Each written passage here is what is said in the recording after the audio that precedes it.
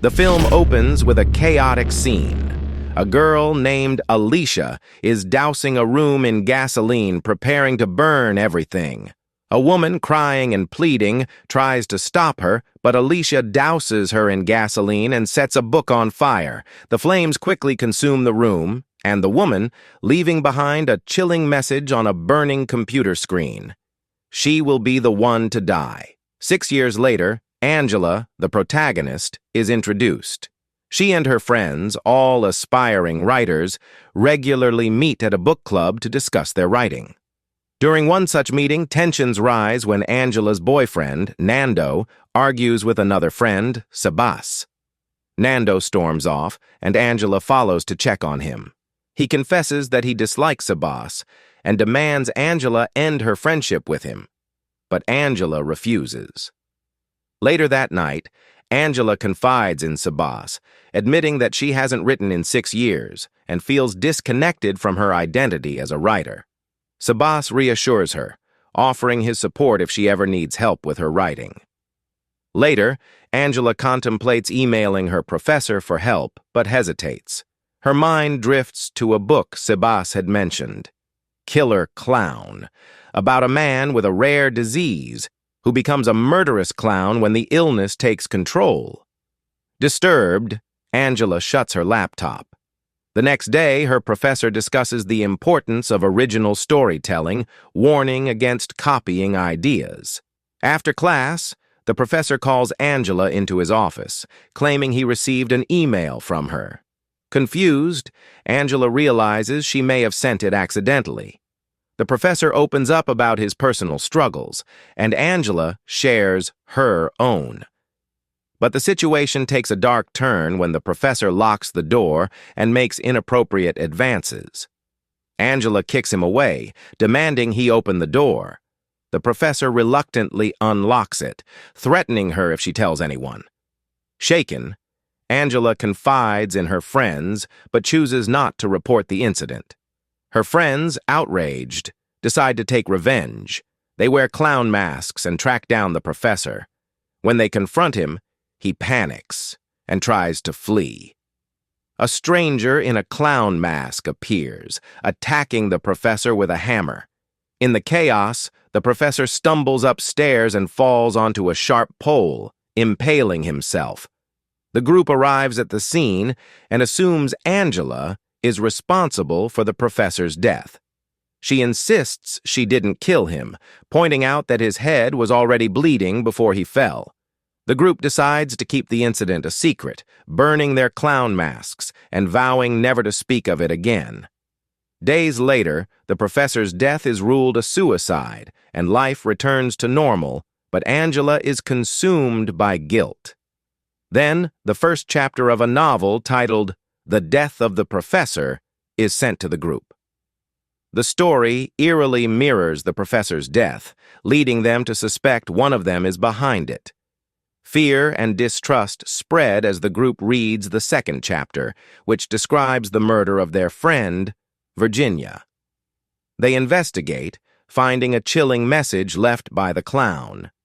To be continued. The group's search for the clown leads them to a disturbing discovery. No one outside their group shares an interest in horror, meaning the clown could very well be one of them. When Angela receives a message from the clown, "I'm watching you," and sees him pointing at her from across the room, suspicion falls on Nando. Later, at a club owned by Nando, Seba's friend, Rai, encounters the clown. A struggle ensues, and when Rai pulls off the clown's mask, he recognizes the face beneath it. Before he can react, the clown stabs Rai to death. Angela receives the third chapter of the novel, which describes Rai's murder. Panic spreads as the group realizes the clown is still among them. Sebas traces the clown's messaging ID to a girl named Alicia, who is connected to the story Angela wrote. Alicia's tragic past involved her mother forcing her to narrate stories, punishing her when she refused. Eventually, Alicia set fire to her bookshelf and killed her mother. Angela had used Alicia's life story as the basis for her novel, leading to its success. But Alicia, enraged that her pain had been turned into entertainment, vowed revenge. Angela had begged Alicia to stop, but Alicia responded with a chilling promise. "One day, I'll write a story that will truly hurt you." Sebas deduces that Alicia is the clown. However, the twist is that Alicia was supposed to be dead. She had burned herself alive after killing her mother. Angela feels overwhelming guilt, but Sebas comforts her, confessing his love for her. Meanwhile, Nando is chased by the clown. He attacks and seemingly knocks the clown out, but the clown springs back to life and knocks Nando unconscious. Angela and Sebas attempt to survive, but things take an even darker turn. Angela receives a horrifying video message from Nando, who is being stalked by the clown. The clown invites the group to a function, demanding they all attend in clown costumes. At the event, Angela receives another message, a live video of herself and her friends. They realize they are being watched. In a panic, they split up, drawing the attention of event security. One of their friends, hiding from the clown, is killed in a brutal attack. When the others find her body, another friend is discovered, barely alive, with her throat slashed. Angela rushes to save Sebas after receiving a message from the clown, only to find Sarah, their friend, mortally wounded. With her last breath, Sarah exclaims, "She isn't the clown." Angela presses on and eventually finds Sebas tied up. Just then, Nando arrives with shocking news. Sebas is the clown. He has orchestrated everything to make Angela his, revealing his obsession with her. Before Angela can react, Sebas wakes up, grabs his hammer, and attacks Nando, critically injuring him. Sebas corners Angela, confessing that he's been the clown all along, using his twisted stories to kill anyone who got in his way. As he moves closer, Angela seizes an opportunity and stabs him in the neck with a pen. He howls in pain, giving Angela the chance to escape. However, another figure appears, revealing herself as Alicia, alive and now determined to finish her revenge. It's revealed that she and Sebas planned everything from the start, even planning to turn the story into a movie for profit. Alicia, enraged, attacks Nando, but Angela manages to distract her.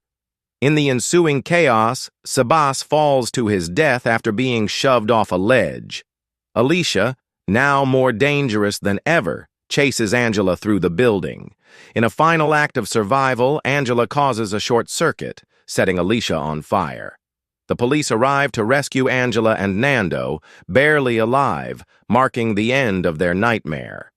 A year later, a new group of students sit in a writing class, one of them being Alicia, who now intends to get her revenge on Angela. The film ended. On this chilling note, subscribe our channel for interesting movies.